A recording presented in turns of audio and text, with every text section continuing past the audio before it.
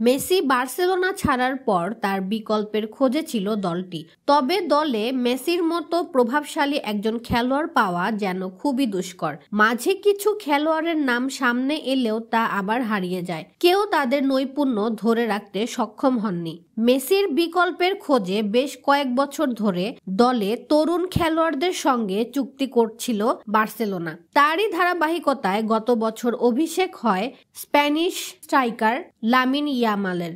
অভিষেকের পর থেকে বার্সায় এবং নিজ দল স্পেনের জার্সিতে নিজের নৈপুণ্য দেখাচ্ছেন তিনি। প্রত্যেক ম্যাচেই দর্শকরা যেন তার দিকে তাকিয়ে থাকে। মেসির সঙ্গে তুলনাও হয় অনেকবার। উইং ধরে বল ড্রিবলিং করে আক্রমণ স্মরণ করিয়ে দেয় সেই মেসির কথা। 17 বছর বয়সেই সবার নজর কেড়ে নিয়েছেন এই স্প্যানিশ তারকা। ইয়ামাল শুধু এখন বার্সেলোনাতেই নয়, পুরো বিশ্বতেই নিজের নৈপুণ্য দিয়ে অন্যতম সেরা খেলোয়াড়ের স্বীকৃতি পাচ্ছেন। এত সব স্বীকৃতির পর এবার ইয়ামালের ঝুলিতে যুক্ত হলো মেসির প্রশংসা।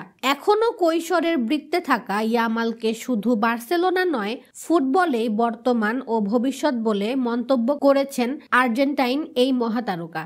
সম্প্রতি জার্মানিতে অ্যাডিডাসের এক ইভেন্টে ইয়ামালকে নিয়ে কথা বলেছেন মেসি। সেখানে মেসির কাছে জানতে চাওয়া হয় কার মধ্যে তিনি নিজের ছায়া দেখেন।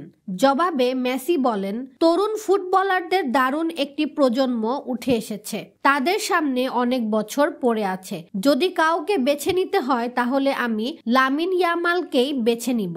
সেই ফুটবলের বর্তমান এবং নিঃসন্দেহে দারুণ ভবিষ্যৎ তার সামনে।